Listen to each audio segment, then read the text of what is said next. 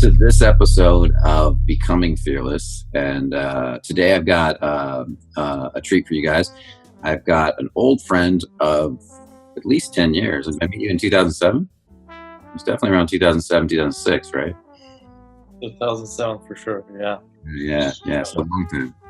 Hristiyan Atanasov. I was butchering his last name, so he was correcting it for me after 10 years. That was nice of him. And so Hristiyan is, just so you guys know, he's coming to LA soon. He's going to be doing an event in LA. And if you're seeing this video right when it first comes out, if you're seeing it later, he's got some events going on out, mostly in California, but I'm sure he travels around a bit. You can check that out. But let's dive right in. Hristiyan's got a unique style. He's more of I always saw him as more of a natural, this ability to kind of, he moves a little slower, takes his time. He's more relaxed. He's got great eye contact, a great vibe, a great energy, feeling. He's about feeling. And you're putting on a workshop soon called Silent Seduction. Is that correct? Correct. Yeah. Right. And I love that term, Silent Seduction, because it brings to mind doing less, saying less. Really, what's important. So many guys say too much. Can you talk a little bit about why you named this workshop Silent Seduction and what this is really about for you, this event that's coming up? Why do I name it? I mean, the reason I named it that is because a lot of men really put so much attention on what to say. So I was like, let's just put that to the side. And it doesn't matter what you say. It's more how you be. Or if you want to be saying something, it's about how you're saying it versus what you're saying.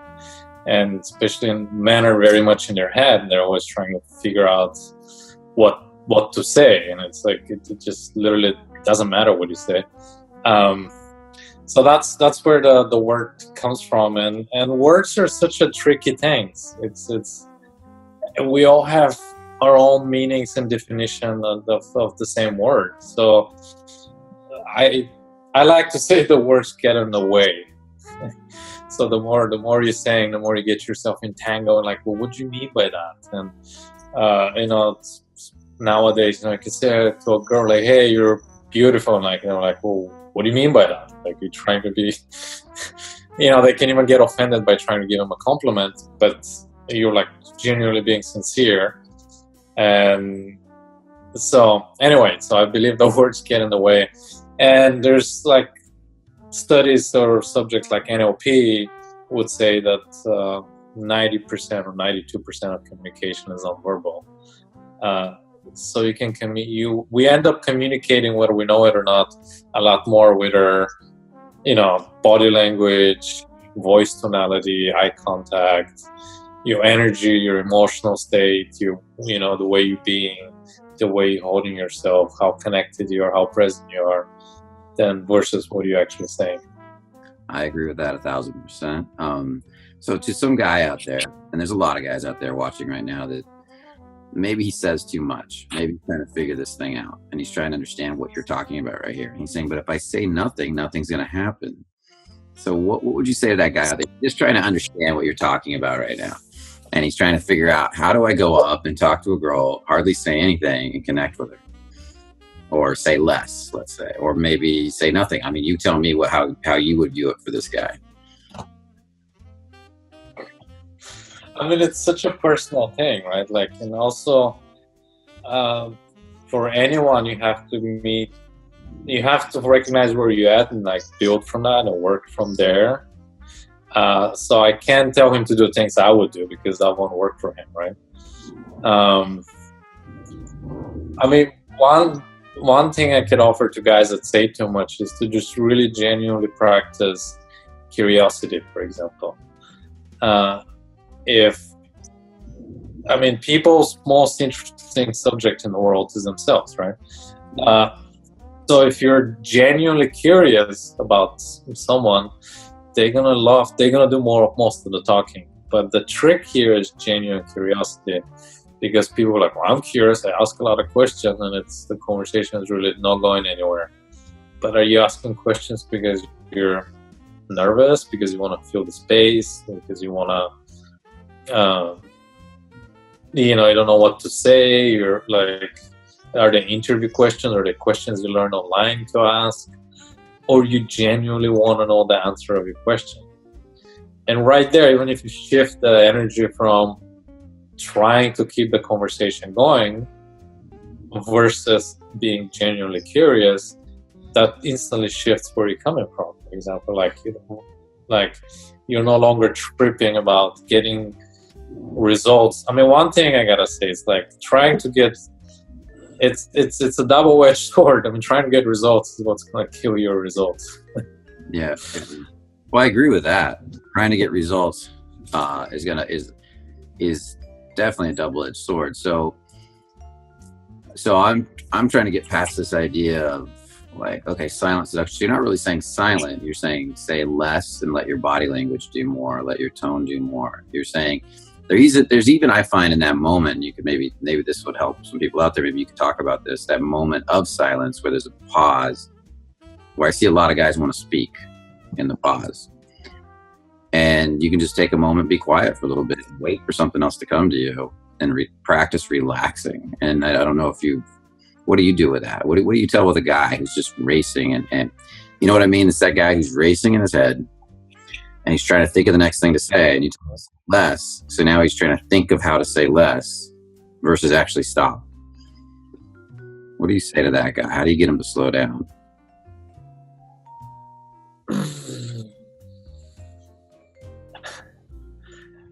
I mean, it can literally be silent seduction. You literally don't have to say anything. But so how do you slow down? Like and I want to be more specific than that, but you got to be more in your body than in your head. And that's a very ethereal kind of statement, because like how do you be in your body, or how are you not be in your body? And the simplest way to get there is to be present to your own body, right? The reason we're in your head is because the only thing you're present is to your own thoughts. There's nothing else you're present to other than the thoughts that are happening in your head. You know, like, what do I do? How do I do it? What do I say? How do I get her to like me? How do I get her to kiss me? And it's just going. And you're present to that, and you're going a million miles an hour because that's where your attention is. But if you just like, let me become present to my feet, and become present to, start anywhere. We have the most sensation in our heads. Become present in your hands. Start putting your attention on your body rather than your thoughts. And the brain's gonna keep going. That's the brain of the function, to keep going, keep thinking, just like any other, part of the body does its functions, like the heart beats, the brain thinks. But just don't put so much value and so much attention on everything you're thinking. Don't believe everything you're thinking, and don't listen to everything your brain's saying. Just become present, because the more you're grounded in your own body, the more she can feel you, and not she, everyone. So if you just really go in there, just take a breath and be in your own body. And you could literally say to her like, can you just take a breath with me, and just slow down the moment, slow down the time. I've actually seen you do that. I think, if I remember correctly, you would literally say to a woman, just stop or slow down, or to hold on a minute and take a breath with me and sit, and actually almost force them to slow down when they're racing. And that's an interesting effect, because it doesn't just relax them, it relaxes you too. And it's almost like hitting the reset button. It's like hitting yeah. And I mean, mind you, a lot of times that's not always the case, but a lot of times she's nervous. Maybe she's thinking what to say. She's like awkward in a social dynamic with a person, and she wants you to like her as much as you want her to like you, and then she's maybe going a million miles an hour.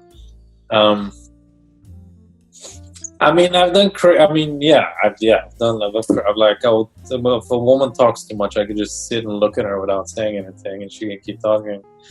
And then maybe I'll touch her hair a little bit, and I keep looking at her, and she can keep talking, and I don't have to say anything.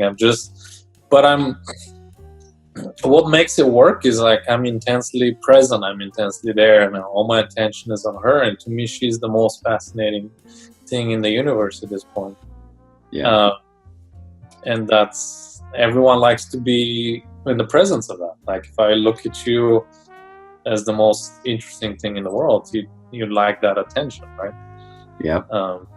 And that's very different. And I think this is really a key distinction from guys that are in their head and guys that aren't. Is guys that are in their head are trying to force themselves to feel curious. So if you're trying to force yourself to feel curious, you're probably in your head. And people that are in their body actually feel real curiosity. Have you noticed that difference? Yeah. Because you're present and then something pops up and they're like, oh yeah, what is that? Tell me more about that. But if you're thinking like, oh, what should I ask next? I should ask some. Oh yeah, these earrings look interesting. I should talk about that. Where the difference, like, wow, these just pop into my awareness. And like, wow, this is very interesting. What is this? What is it made? Where'd you get it? I've never seen anything like that. So even something as simple as earrings, if you genuinely want to know the answer to that, can become a really interesting conversation. Yeah. And there's a feeling. Have you noticed that when you're in your body, there's a feeling as to what to ask, not a thought. The thought then comes from the feeling, kind of like almost like there's a feeling of curiosity about the earrings versus the thought, just the thought, I should ask about those earrings. And the way I kind of experience energetically it's almost like like a gut feeling. That's why I think that the saying comes from. It literally feels to me like it bubbles up from below, like it comes from my body, where thoughts from my head kind of come from. Like if you're really present to what the feeling, the energy of it, your head really coming from my head, where the other one's just like, they just come, So it does feel different. Yeah, I've noticed. Now, you've probably noticed this, and I've never brought this up in a conversation because it's an interesting way to look at it. What does it look like when you see this on a client who was formerly in their head talking to somebody, and then suddenly they're speaking more from their body, talking to a girl, and you see the girls lean in more, talk more, and how does that client feel different to you? Because I've seen, I know that's what you teach, so I know you've seen it, right? You've seen one client make that transition, and how do they look different to you? Well, I mean, they literally look different, right? Like they physically look different. Yeah, I've noticed that too. It's a trip. I mean, it's a trip in the way I explain, the way I make sense of it. It's that more of you became available, like more of that person. Because when you hear, only that part of you is available, right? Like the rest, but then you bring more of your energy, your essence, your presence. So more of your presence there, so more you can occupy more space, more energy. And people become way more attractive when they're more present because they're like, they're more relaxed, they're more into themselves, they're more open, they're more alive. More alive. Yeah, a guy who looks kind of dorky suddenly becomes way more handsome, and you're like, wow, he didn't look that good before, and now he looks so much better. And actually, that even happens with women. I've noticed women that are kind of goofy and dorky, and then they drop into their feminine, and they're so much more sexy, so much more sensual, and they start slowing down. Yeah, it happens with women. Yeah, it's very beautiful. 100%, and you could see the same thing, kind of like where maybe I've known a woman for a while, and then she's done some work and transformed and gotten more into her body, and all the more of her being and sensuality, and then she walks in the room, and I'm like, physically she's the same woman, but all of a sudden I'm like more drawn to you. So it works both ways. Yeah, I can feel you talking about it, and I can even feel you waking up a little bit, like getting excited about the idea of seeing a woman be like that. So as a guy, when I can feel that a little bit, I know a woman can feel that a lot. Yeah. Versus this conceptual idea. It's really beautiful. I had a good question here. I really wanted to ask you. It's about seduction in general. What was that? Well, I want to ask you, because we've talked a little bit about your style, silent seduction, this idea of body language, this idea of connection, which is really a natural part of who you are, right? It's something that you kind of developed as you grew older. I don't know if it's from your culture or if it's from some life experiences you had, but can you share a little bit about you now that they've learned a little bit about what you're teaching? Can you share a little bit about your background as to how all this came to be for you? I don't know. It's still a mystery to me how it came to be. I mean, literally the way I ended up teaching, if you know the story, but I signed up for a Pickup 101 workshop. That's where we met, at the Pickup 101 workshops, because in my head, I was struggling the way everyone else is struggling. Later to find out that that's not the case. But because I was kind of serious monogamous. And so basically my first girlfriend was when I was 17. I was with her for 4 years. Then I was single for a little bit. Then I met another girl. I was with her and then she broke up with me. I was like, okay, I got to figure this women thing out. But I've never really even had the experience of dating much. So I signed up for a pickup workshop. And literally halfway through the workshop, they were like, why are you taking this class? You should be teaching it. I'm like, what are you talking about? So there was a way where I'll go hang out with you guys, and I would literally, people would talk in front of me as if I wasn't there, like in third person. They were like, well, Captain Jack does this and this. And I'm like, I guess I do that.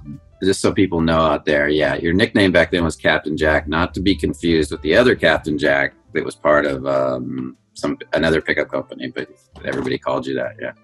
Yeah, back in the day, called me that. Because during the workshop, when we went out on Saturday night, I put eyeliner. So people were like, you look like Captain Jack. Yeah, you did. There were pictures of him. You looked a lot like Jack Sparrow. It was pretty cool. So that's where that came from.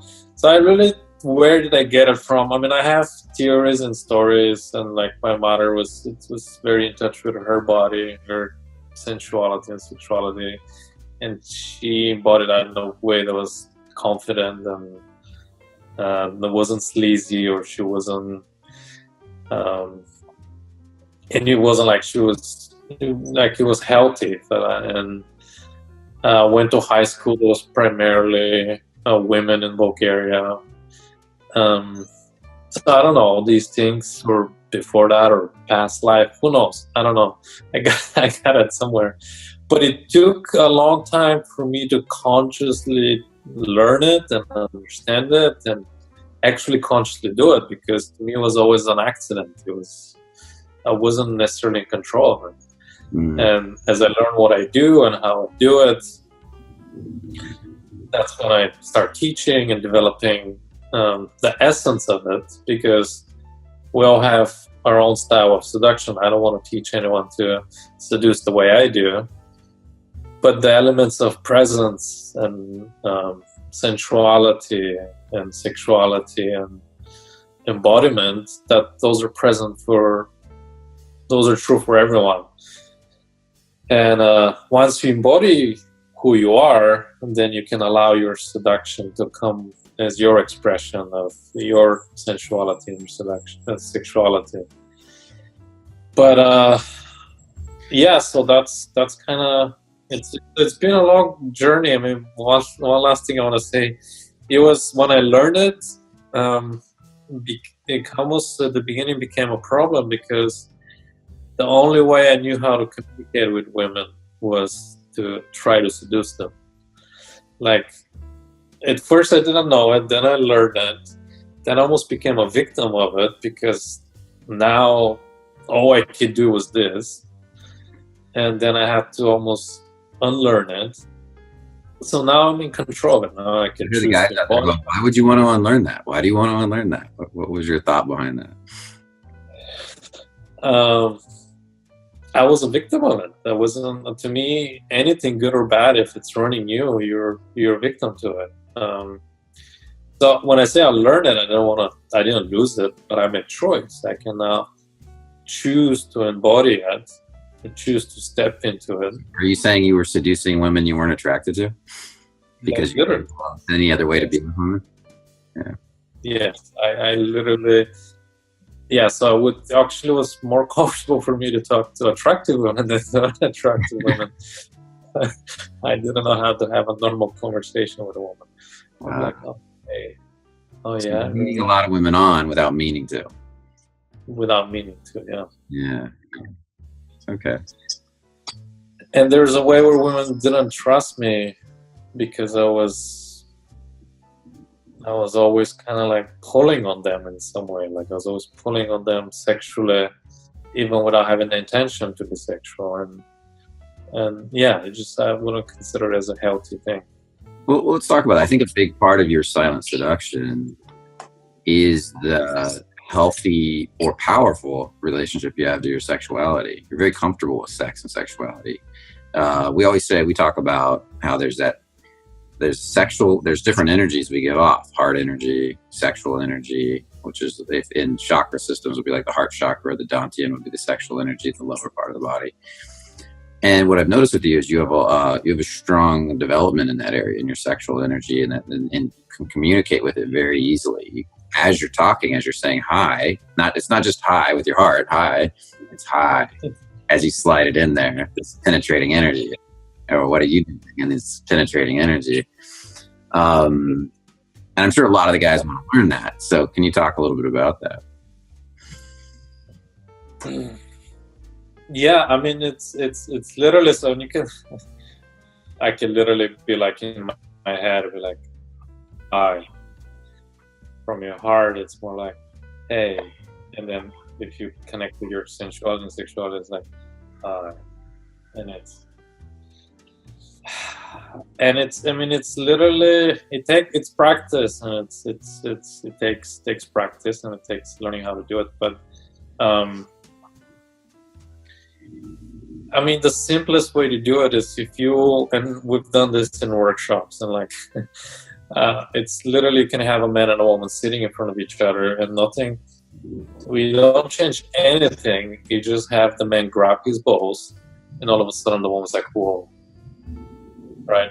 So nothing changed. No one's saying anything. They're just sitting in front of each other, looking at each other. You grab the man, and you tell the man to grab his own balls, and she's like, whoa. The energy just completely changed. And what happened? He just became present to his own genitals. Like he dropped the energy in his lower regions. So it's simply just being connected to your second chakra, as you're putting it. And obviously, when you work with someone, you find out what are the blocks, what are the psychological blocks, what are the emotional blocks, what are the physical blocks, to connect them to that. But to me, the way I made that connection before I learned these techniques of feeling my genitals and all that, I was just like, I genuinely appreciate, and I genuinely kind of appreciate and love women. Like it's just genuine appreciation for the feminine. Would you say that there's also a little bit of there's appreciation, but then there's also a genuine turn on for women in general that you always have? Excitement, turn on, passion. Yeah, that's kind of the piece that I'm getting at. So I see a woman, a beautiful woman, and like, I allow her beauty or her presence to have an impact on me. And I'm like, and I take that in, I just kind of breathe it in, and it drops down to my second chakra. Mm-hmm. And so when I talk to her, she knows feeding that, and I'm only feeding that loop back to her. So I'm speaking from that place, like, I feel that, and I speak back to her from that place. So you're literally feeling a turn on in your body as you're talking, coming out of you. Is that correct? Yeah, I'm literally feeling a turn on, and when I say a turn on, I mean I'm getting a hard on, but I'm like literally feel like this turn on, like all of a sudden my energy is raising, my excitement is raising, and a lot of men feel that, but they don't know how to put it, because so that's the difference between creepy, because you can, a lot of men is like, well, I see a woman and I'm turned on by her, but then when I do something, it's creepy, right? Mm-hmm. But Yeah. Oh, yeah. it's so the difference is like I'm not putting my energy on her in a way that's like, oh, I like you, like boobs, and like it's it's more like I'm allowing her to have an impact. I take that impact in, I receive it, and from that impact, while staying in my own space, I can be like, wow, hi, who are you? Yeah. Based on the impact that she had on me. And she could do whatever she wants. I mean, that's the thing about results. Like, I'm never, it's a genuine appreciation of who she is and how she's showing up. It's not, I'm not doing it to try to get something out of her. You said a key there that's really important, is you're very turned on. You're also appreciative. So you got heart energy and you got turn on at the same time, not just turn on. I think a lot of creepy guys just have turn on, no heart. So you got this appreciation for her as a human being. You've also turned on at the same time, but then you're also unattached to whether she likes you back. You're like, if you want to flutter away, if you want to fly away, you know, that's fine. Like a butterfly or a fly, you know, whatever. And it sounds a little hippy dippy, but it's kind of true, you know. And, Exactly like that, yeah. and in that, fly away. That's the hardest piece, I feel like, for men, is to be like not attached to that, because like, oh, like I want that, I want her to like me, I want her to say yes. And it's a trip. I don't, because I mean it's important. It's how it's wired, and it's Mother Nature has created attraction, and to make sure we continue the species, right? So it's the survival of the species is important, that she likes you and that you like her, and that this happens. Yeah. So it's very primal. It's very deep. So to let go of something that primal, it takes some work. It does. Well, this comes back to something I was talking to you about before the call, which I think is a deep work that I think needs to be done in society, is the amount of sexual shame in society, with men and women. But since we work primarily with men, let's talk about men. I think a lot of guys are trying to walk up, meet women, seduce them, have sex with them, but at the same time, they got a lot of issues around sex and sexual shame. I see this in workshops in the sense that I'll ask guys if they have a lot of sexual shame, they'll say no. Then I'll ask them to start talking about sex, and they turn bright red and they get really embarrassed. And it's like, you want me to talk about sex with these people around? And I'm like, yeah. And then they don't know how to do it. So I'm like, well, there's something going on here. You're in a safe environment with a bunch of people that are learning about sex. Let's talk about it. And so can you talk a little bit about that? Because I think that's super huge. To be able to do what you do, there's an element of getting comfortable with grabbing your balls in front of a woman. I'm not talking about walking up to a random woman on the street and doing that. I'm talking about, you know, something comfortable in general. Yeah, man, to me it's really heartbreaking, because especially in America, like I have to say, there's so much there's so much shame. We're just like sexism, like there's so much porn, and it's very pornographic, and it's kind of but in like where I come from, you see people making out in a restaurant, in a coffee shop, or on the street. I mean, I live in a city like San Francisco, where people are very open, and it's a city where you see a lot of people on the street, but I rarely would ever see people just making out in the middle of the street. It's just this thing that it's kind of like under the covers. So, but you'd see it back home in your home, and you're from Bulgaria, right? So you'd see this back home. Yeah. So I came here when I was 17 in high school, a senior, and I had a girlfriend, and we will hold hands, and then teachers will come and say, hey, you can't do that. I'm like, we're just holding hands. We're not even kissing. Like, And I'm like, what the hell? Are you serious right now? Like, so it's real, because we live in a society where we shame each other. We shame each other all the time, and these days it seems to be getting worse. It's just really like what's happening in Hollywood and all that. It's men are becoming more and more afraid to own their sexuality, and it's the problem is that it's not owning your sexuality; it's owning it in a healthy way. Because I love like women, and I've talked to women about this, like they talk about like men harassing them on the street. I'm like, well, if a man comes and does it forget even on the street, at work, my favorite is at work. So if one man comes to do it in a way that works and it's good, he gets a date. If the other one comes and does it, it's a sexual harassment. He could lose his job. Yeah. So like two men that did the exact same thing, one end up on a date, the other one end up with a lawsuit. And that's so like people see that, and there's so much on the line. Like, well, how do I go and ask a woman out? How do I approach a woman? How do I talk to a woman when I can end up on as a sexual harassment suit? So living in that culture, I have a lot of empathy and compassion that these men have their sexuality suppressed. Well, I'd say just don't do it at work with the current environment, but because you're right, that can happen fast.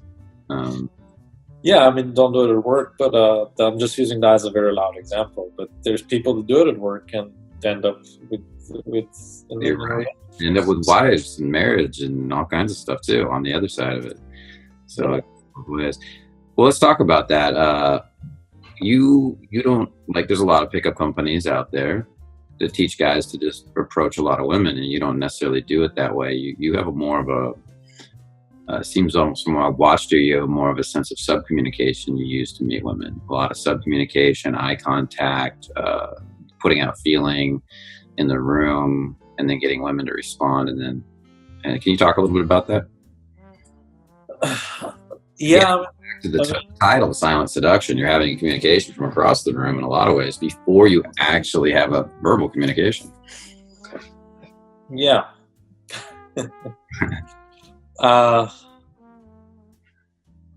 mean, first of all, like about approaching a lot of men approaching a lot of women. I mean, you have to learn. Like, if you're out there wanting to learn, so you got to go out there and learn and practice. But I don't believe in going out of my way to meet women. I mean, I personally wouldn't do that. Like, I mean, I did it back when I was in the pickup, when I was teaching. Well, I first took pickup 101 classes. I would do it because that was the environment we all went and did it and practiced, and we did all these crazy things. But to me, if you gotta go out of your way to meet a woman, then you're not fully living in alignment with who you are as a man. But if you're living, and that's like when you've done your work and all that, right? So, but if you're living a life worth living, and you're really fired and passionate about your life, and you move through the world with that energy, everywhere you go in the world, there's women. You're going to meet women, you're going to find women. And you walk with that zest of life and fulfillment because you're so juiced about what you're doing in the world. That's attractive, period. Even if you don't know anything about seduction, if you're just fulfilled within yourself, with your own life, that's attractive to be around. So the way I would, you ask me how I meet women these days, I mean, I have really rich social life. I have a lot of friends, and I have a lot of events that I go to, parties. So, but I wouldn't go out of my way. It's like, oh, I need to go meet a woman or something. And so like I wouldn't go out of my way. And so what happens if I go to a party and I sense like that's how I'll meet it. But the one thing I want to say is like very present, very attuned to who likes me back. So one thing I like to say to guys is like, if you go to an event that has 100 women, no matter who are you, there's gonna be at least a handful of women that's gonna like you. So just pick one of those and stay out of your way to don't mess it up, and she will do the work. So like, let's say if I go to an event, I'm very attuned to who likes me, and I'll go and talk to the woman that likes me. I'll just go and say hi. But I also have to like her back. I'm not just gonna go to anyone. Matter of fact, I just recently went to a party where I decided to go to the party where I was gonna play really cool and really aloof and really distant and really like I wasn't gonna talk to anyone. So I just dressed up and I just sat in the corner. I just sat like that. I had like maybe 10 women come and talk to me at that party. And I would straight up tell them, it's like, oh, who are you? Like, what are you doing? It's like, and I'll tell them like, oh, I would even ask them, how's this working for you? I'm like playing really cool and distant tonight. Is this working on you? And so anyway, that's... Well, how do you think that works different for you than for a guy who's not used to getting women, and he's always cool, aloof, and distant, and never gets a girl? You know, he sits there. What's the difference? Are you actually making eye contact and putting out a vibe, or, you know, what's the difference between you and that guy? Or do you think that guy gets signals and he blows them off because he's unconscious to the fact that he blows them off? You know, he doesn't see that women are coming by. I mean, what do you think is going on there? Yeah, I think definitely, yeah, that there's, I mean, again, there's the way of being that's like we manifest our reality, right? Like our external world is just a reflection of our inner world. So first of all, like in my reality and my belief system and my world, and this sounds very arrogant to say, but there's no way that women come and talk to me. That just doesn't occur in my reality. Like I knew there would be women that would come and talk to me. Whether it's going to be 1 or 10, I don't know. But it's kind of like that's an obvious thing that's going to happen. And so where do I get this? So it's again, this has to come more with practice. But so that's my reality. I believe that's what happens. But I'm also available, even though I'm playing aloof. Like, I have energy that's available. I'm approachable. Even though I'm not doing the approaching, like a woman walks by and she looks and I look and I smile, and then I'm not ignoring. A woman comes by and talks to me. I'm like, oh hey, how are you? Who are you? Like, I'm not distant at that point. I'm like, yeah. What do you want? Like, you know, I'm not an asshole. Right? Like, I'm receptive. I'm open. I'm present. And so if you're sitting there and it's just like your reality is like, oh my God, would they talk to me? Would they talk to me? Will she talk to me? Will she talk? Like, I hope they talk to me. Oh my God, I hope. Like if you're, man, no one's talking to me, and you're feeling like a victim and you're like doubtful and you're coming from that energy and that way of being, then you're not gonna get those responses. Yeah, that's true. And so how do you help a man get over that? Because that's chronic thinking, probably lifelong thinking. When at the back, and if you guys listen, you may not hear the thoughts anymore, but we can see it on you. The back of your mind, there's this self-doubt, self-beating up. It's so hard. It's so difficult. If you start tuning in, you'll start hearing those thoughts running. How do you start getting men to start to break that up so they can start to relax? Because once they relax, their whole presence changes in the room, right? And even if they're being quiet. And how do you help them? In silent seduction, it seems like it would be, you know, you're helping them get over that. How would you help them break that? I mean, there's, two things on top of my head. Like, one is, with most work, I like that saying, like, awareness is almost 80% of the work. Yeah. So as you just said yourself, like, you might not even be aware of that voice just constantly running in the background, because that voice has been telling you these stories for 20, 30, 40 years. So you're not present to it. But so if you become aware, it's like, oh, a woman walked by and the voice said, oh, you should have talked to her because she wouldn't like you, you're not worthy, da da da da da da. Start really paying attention. If you're going to be in your head, at least pay attention to what's happening in your head, and really start listening to your voice. Really pay attention to the stories you're telling yourself. You're telling those stories and then you're believing them as if they're true, and you're acting accordingly in that way. So the first step is really recognize the lies you're telling yourself, the stories you convinced yourself that you're not good enough and all that. Because if you convince yourself, you've convinced the world. So now the world wants to be in integrity with you, and it's responding to the beliefs that you had. It's funny how that works. And then the second, it just comes back to being in your body. Like, if you're in your body, you're less in your head, so you can be relaxed and you can be present. And when you're in your body, you just observe the world around you without having to have this exchange of what can I get and what can I.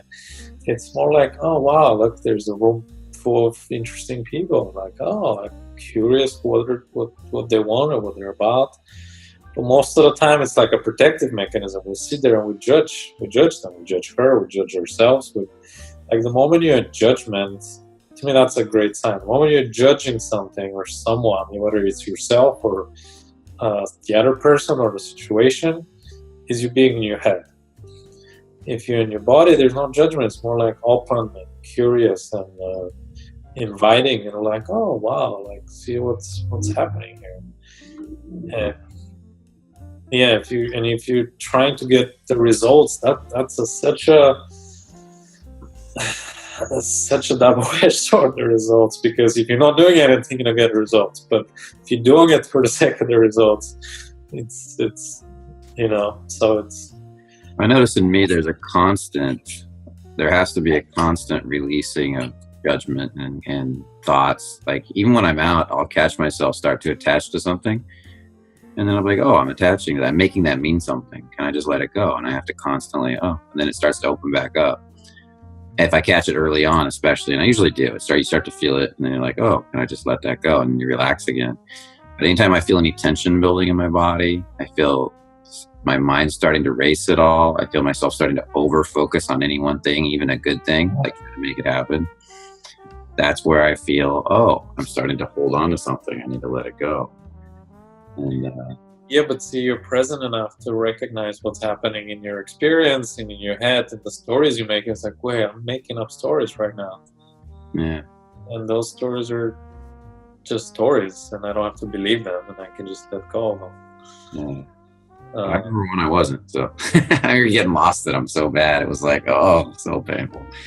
And you're right. You live out that reality. You start to live it out, and you create it all around you.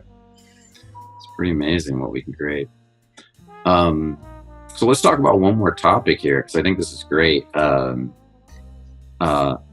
Let's talk about relationships a little bit, because I think this idea of silent seduction, meeting women, seducing women is a lifelong process. And especially when you find your partner or a partner you want to be with. Can you talk a little bit about that from your experience? So how does silent seduction apply in a long-term relationship? Yeah. Yeah. I mean, the same way. Nothing changes. But it really requires more of a practice, because when you're in a relationship, you can get lost in the mundane, right? Like time, like bills, especially if you live together, like work, and you come home and you're tired and let's just watch a movie, and then you kind of really neutralize that polarity and the energy between the two parties. And then it's kind of gets stuck. It gets stuck in that energy. Yeah. So you have this, I would say, I mean, the name of the game to me, it's always being conscious. Like, you know, everything we're talking about, it's, to me, it's being conscious. Like, you're conscious that you're having these thoughts, and conscious you're having these experiences, and you're making a conscious choice to show up differently, or to let go, and to do it anyway. Like, you might be afraid, you know, I'm saying about fearless. You're afraid, but fear might not go away, but do it anyway. So that's like, you're present that you're afraid, and you're making a conscious choice to do something else. So it's the same thing with when you're in a long-term relationship. It's like, oh wow, this is becoming mundane. The energy is just becoming really low. The turn-on's going away. You have to consciously keep engaging in that way. And it's the same thing. Like, if you walk into the fact that she's already said yes and she's living with you, or she's your partner, if you're not in your body, she's not feeling it. Like, she's not going to be turned on if you're not connected to your sexuality. I mean, she might do it, and she might hope that if she grabs your cock, you're going to drop there because she's maybe wanting to do it. But then it's like, and she has to do the same. Like, she becomes mundane, she dims her light as well.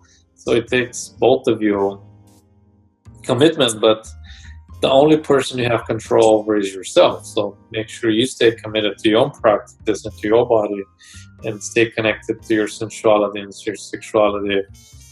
And it's the same thing. So that's why the words, that's the lack of the problem with the whole pickup world, because they teach you pickup lines that may or may not work, but once you pick her up, then what do you do?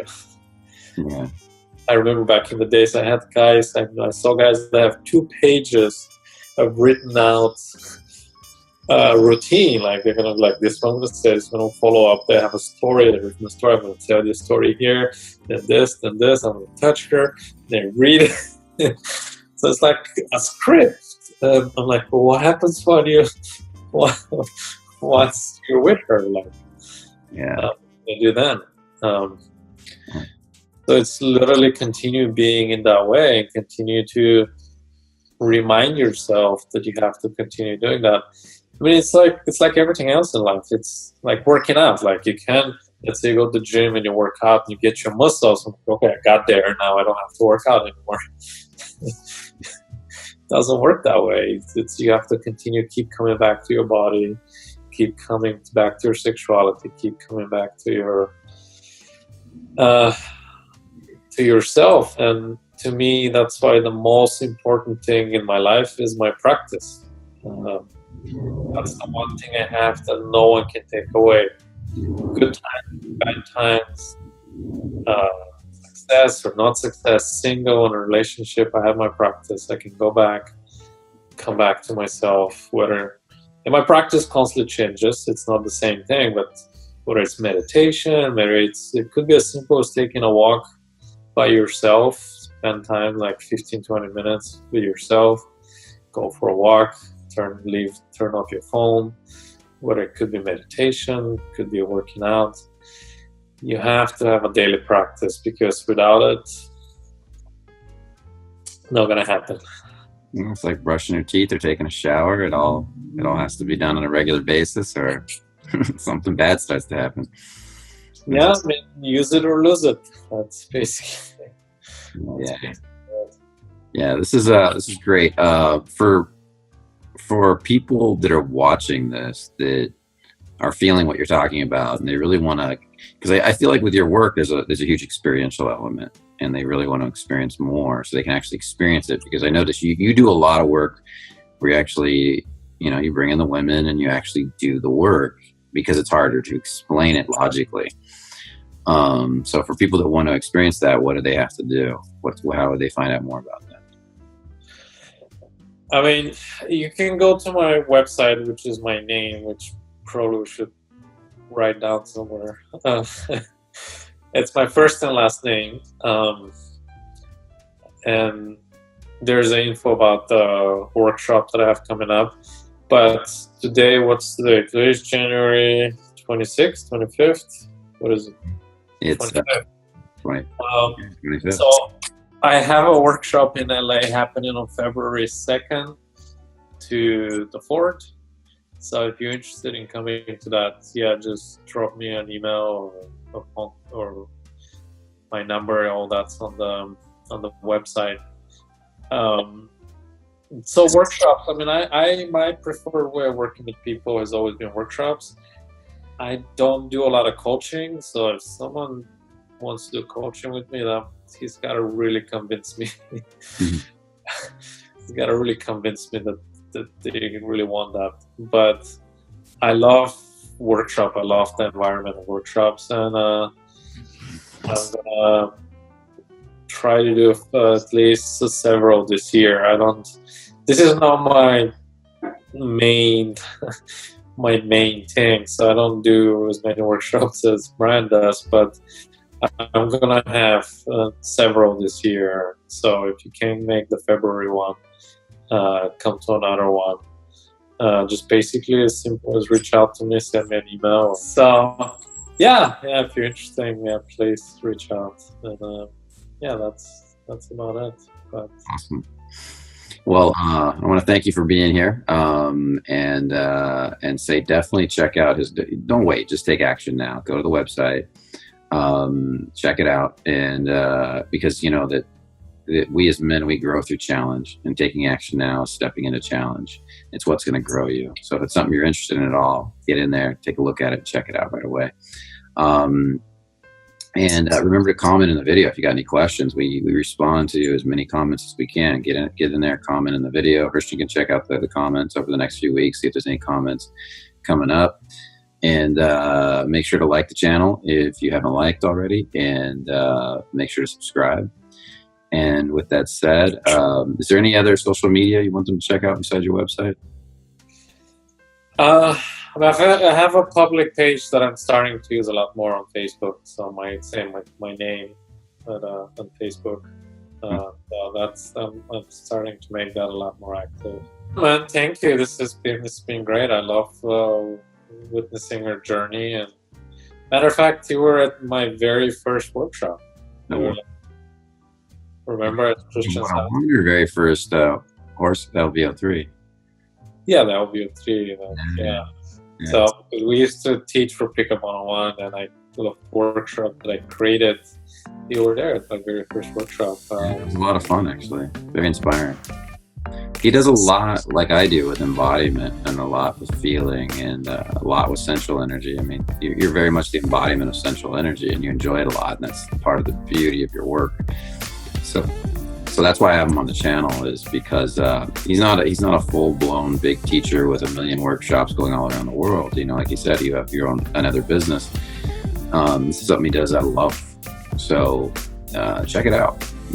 Learn more about what he does, and learn more about embodiment, because it's good to have different sources for embodiment. It's good to have different points of view. It's good to check out the way different people think, and see if it fits for you.